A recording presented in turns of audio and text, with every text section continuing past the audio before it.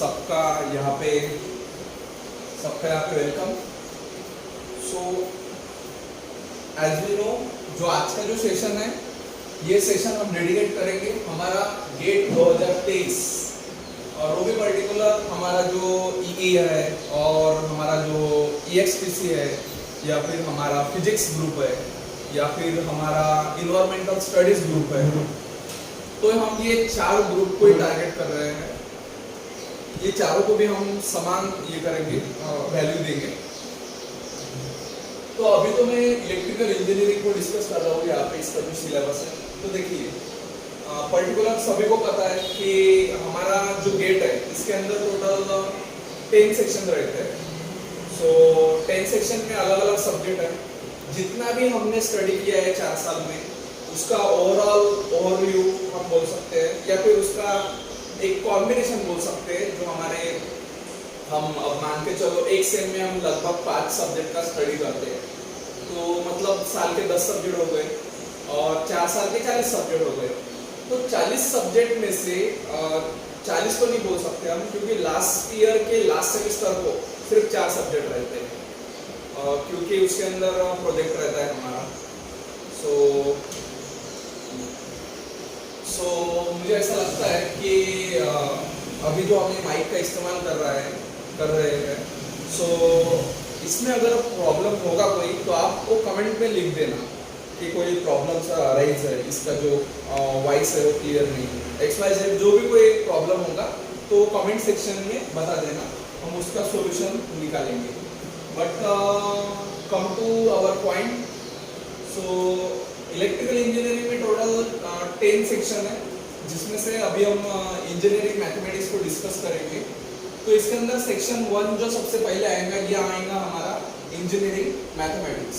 तो देखिए, engineering mathematics में आएगा हमारा लीनियर अलजेब्रा, अलजेब्रा में आएगा हमारा मैट्रिक्स अलजेब्रा, उसके बाद में system of linear equation, system of linear equation के बाद में आएगा हमारा आइजन वेक्टर। ठीक है, आइजन वेक्टर एक काफी इंटरेस्टिंग टॉपिक है।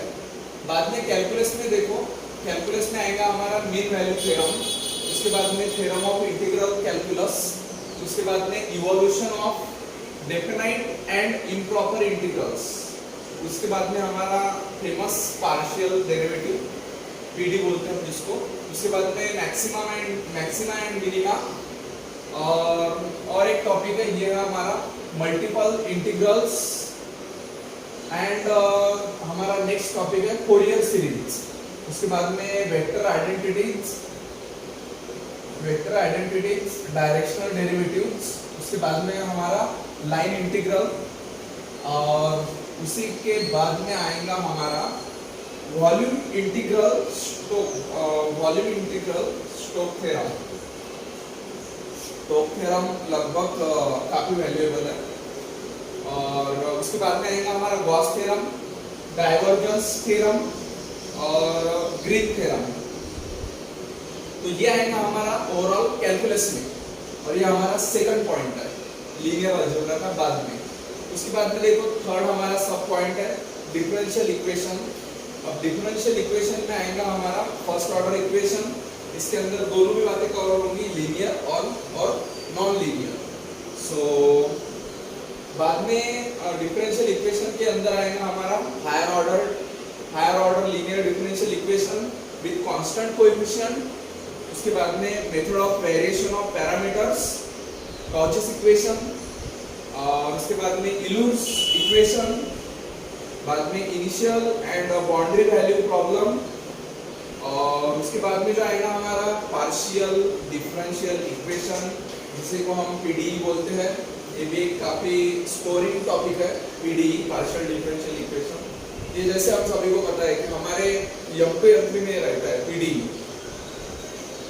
जो इलेक्ट्रिकल के बच्चे हैं उनको तो थोड़ा मैथमेटिक्स 3 को डिवाइड करके उसका 2 सेक्शन बनाते हैं, मैथमेटिक्स 3 और mathematics 4।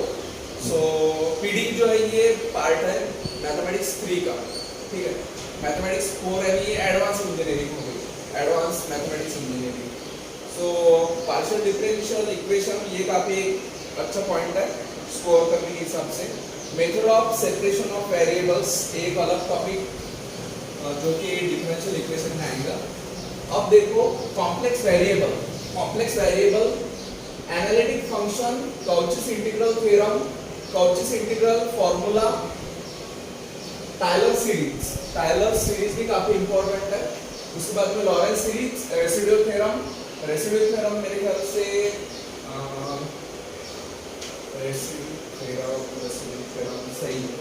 Residual theorem complex variable में आएगा। उसके बाद में सॉल्यूशन इंटीग्रल। अब सब इसको लाइक करते हैं, प्रोबेबिलिटी एंड स्टैटिस्टिक को पर्सनली मैं लाइक करता हूँ बिकॉज ये काफी इंटरेस्टिंग है। इसीलिए प्रोबेबिलिटी एंड स्टैटिस्टिक, इसके अंदर आएगा हमारा सैम्पलिंग थ्योरम, कंडीशनल प्रोबेबिलिटी, उसके बाद में आएगा हमारा मीन, मीडियन, मोड, उसके बाद में स्टैंडर्ड डेविएशन आएगा, उसके बाद में random variables, discrete and continuous distribution, binomial distribution का पार्ट, पॉइजन्स डिस्ट्रीब्यूशन के बाद में आएगा हमारा नॉर्मल डिस्ट्रीब्यूशन के बाद में आएगा हमारा बाइनोमियल डिस्ट्रीब्यूशन के बाद में आएगा हमारा कोरिलेशन एनालिसिस, और सबसे जो लास्ट है वो हमारा regression analysis is the topic of statistic. जहाँ पे स्टैटिस्टिक आ गया वहाँ पे एनालिसिस तो आना ही आना है, because what is the motive for statistics? Definitely analysis. जो भी कोई हम डाटा ये कर रहे हैं, सिस्टम के अंदर पुट कर रहे हैं, तो क्यों पुट कर रहे हैं? ताकि उसका हमें सम मीनिंग ऑफ एप्लीकेशन उसका जनरेट हो। जैसे मान के चलो anything like we can say pie chart or bar graph or any kind of statistic data. So what is the application for this data? देखो प्रैक्टिकली अगर हर एक इसका अगर प्रैक्टिकली एप्लीकेशन ढूंढ के चलेंगे तो इंटरेस्ट भी बढ़ेगा और उसकी जो अंडरस्टैंडिंग है वो भी बढ़ेगी और लिंक भी लगेगी। What is the link between this probability and statistic? Probability क्यों इस्तेमाल करते हैं कि what is the possibility of between two event? अगर मान के चलो दो इवेंट रखे XYZ कोई भी रहे, जैसे कि इतनी मिलीमीटर बारिश होगी या फिर इतने की विंड स्पीड चलेगी। जैसे मान के चलो राजस्थान के अंदर 200 किलोमीटर प्रति घंटा की विंड स्पीड चल रही है और महाराष्ट्र के अंदर 150 की चल रही है, तो महाराष्ट्र के अंदर इसके पहले कितनी किलोमीटर पर आवर की विंड स्पीड चली थी, वो डाटा को कंपेयर करके 150 को हम कंपेयर करेंगे। तो अभी तक के महाराष्ट्र की हिस्ट्री में 200 किलोमीटर पर आवर की स्पीड के ऊपर की स्पीड अभी तक चली नहीं, तो हम क्या करेंगे 200 पर रेफरेंस ले लेंगे। सो ऑलराइट, तो ये था हमारा प्रोबेबिलिटी एंड स्टैटिस्टिक रिलेटेड थोड़ा बहुत ये एक्सप्लेनेशन कि हमको क्यों इसको थोड़ा लिंक लगा के पढ़ना है ताकि हमारा इंटरेस्ट बढ़े। What is the future application that probability and statistic. देखो इसका एक्चुअल में एप्लीकेशन है, हम इसको एज अ चैप्टर लेते हैं इसीलिए हमको ये बोझा लगता है, लेकिन इसका एक्चुअल में काफी वैल्यूएबल एप्लीकेशन है। सो ऑलराइट, अभी बढ़ते हैं सेशन 2 की ओर, that is the electric circuit. तो इलेक्ट्रिक सर्किट में आएगा हमारा नेटवर्क एलिमेंट्स, पर्टिकुलर सेक्शन 2 एक मुझे काफी पसंद है, section 2।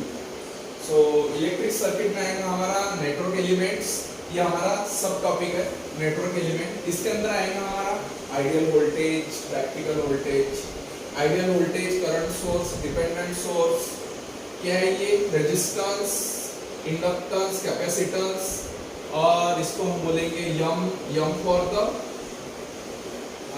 Admittance, M for the admittance. This are the 4 elements. उसके बाद में नेटवर्क सॉल्यूशन मेथड, मेरे ख्याल से ये सब टॉपिक है network solution method. Let me check ये सब टॉपिक है कि नहीं।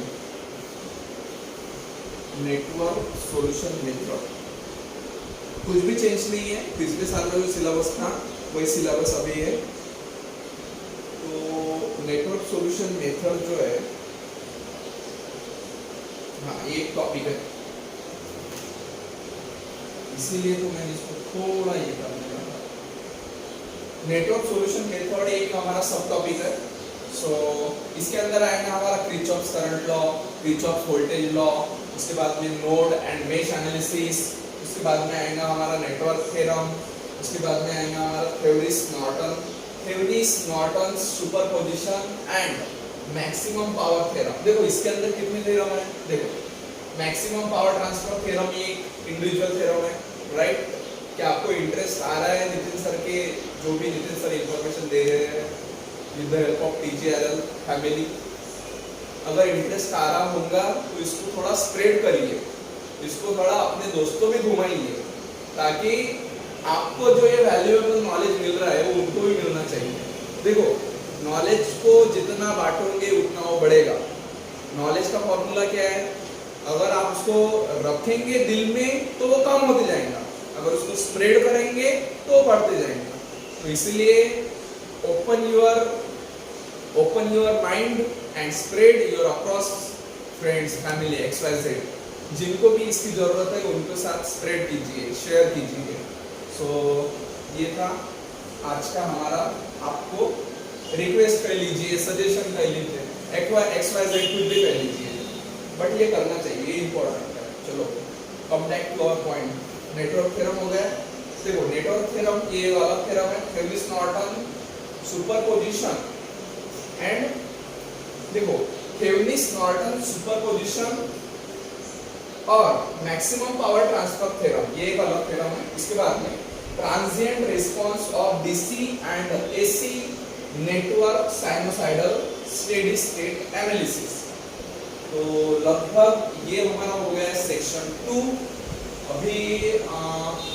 अभी हम ये जो कंटेंट है ये कंटेंट को सिर्फ सेक्शन 2 के लिए हम यहाँ पे शूट करने वाले थे, और जो अभी रिमेनिंग जो हमारा जैसे सिग्नल एंड सिस्टम हो गया, इलेक्ट्रिक मशीन हो गया, या फिर हमारा इलेक्ट्रोमैग्नेटिक थ्योरी हो गया, या फिर हमारा हम बोल सकते हैं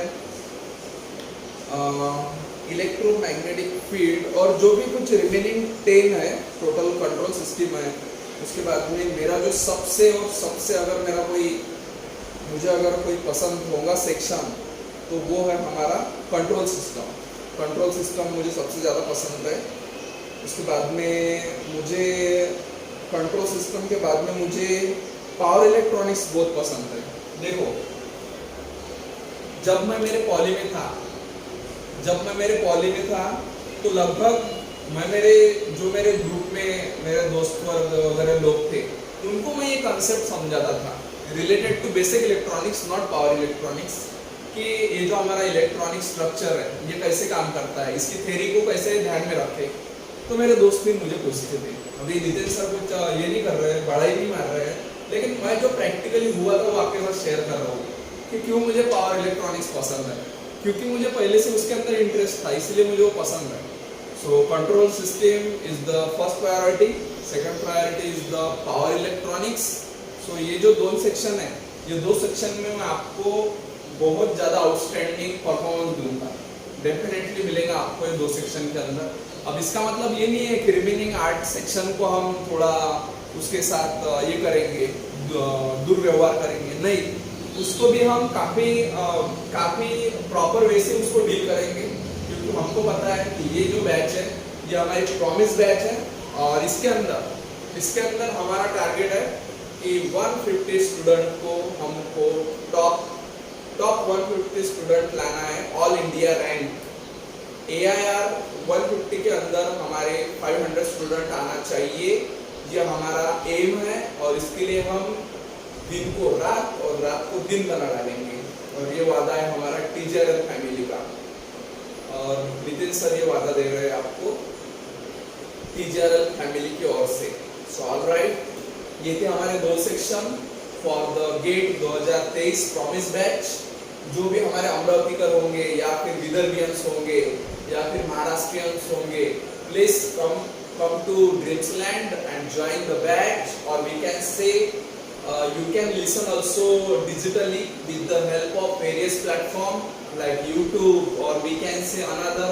अभी हम काफी जल्दी हमारा एक ऐप भी लॉन्च कर देंगे, उसके ऊपर हमारे कंटिन्यूअसली जो रिकॉर्डेड कंटेंट है वो आपको मिलेंगे. जस्ट आपको थोड़ा बहुत उसका पे करना पड़ेगा, because as we know without paying knowledge is dangerous. Because अगर देखिए हमको एक ऐप डेवलप करना है तो वो तो हम कर नहीं सकते, वो पर्टिकुलर किसी डेवलपर को देना पड़ेगा. तो उसके लिए जो एक्सपेंस आएगा वो तो हम सबको मिलके ही देना है. नितिन सर अपना कंट्रीब्यूट कर रहे हैं, लेकिन सिस्टम को चलाने के लिए ये पेइंग सिस्टम तो डेफिनेटली सिस्टम के खिलाफ नहीं जा सकते हम. सो ऑलराइट, ये थे हमारे 2 सेक्शन. जो रिमेनिंग 8 सेक्शन है उसका कंटेंट हम अलग से बनाएंगे और आशा करेंगे कि आने वाले 2 सेक्शन में, आने वाले 2 कंटेंट में सेक्शन 4 यानी एक कंटेंट में 4 सेक्शन को कवर करना चाहते हैं, लेकिन वो पॉसिबल नहीं है. तो इसीलिए हम प्रयास करेंगे, लेकिन आपको आश्वासन नहीं दे सकते, आपको भरोसे पे नहीं रख सकते कि एक ही कंटेंट में 4 सेक्शन आएंगे. It is highly impossible, because as we know थोड़ा सेक्शन को अगर हमको थोड़ा डिस्कस करना है तो टाइम तो डेफिनेटली लगेगा. So that's why. सो मुझे ऐसा लगता है कि आपने अभी जितना प्यार हम पे दिखाया है और उस प्यार को बढ़ाइए और आपके दोस्तों को भी हेल्प करिए. ये कंटेंट को स्प्रेड करके इस कंटेंट को शेयर कीजिए, इस कंटेंट को लाइक कीजिए, इस कंटेंट को सब्सक्राइब कीजिए. कंटेंट को सब्सक्राइब नहीं किया जा सकता, चैनल को सब्सक्राइब किया जा सकता है. तो ऑलराइट, चैनल को भी सब्सक्राइब कीजिए. अब क्यों करना है, नितिन सर ने पहले ही बोल दिया कि उसके अंदर से अर्निंग होना ये मोटिव नहीं है, लेकिन आपको टाइम टू टाइम अपडेट मिलना चाहिए, उसके पीछे का मोटिव है. सो ऑलराइट, अभी के लिए हम रुकते हैं इस कंटेंट में और आप देख रहे थे TGRL with Nitin sir. Alright, thanks a lot.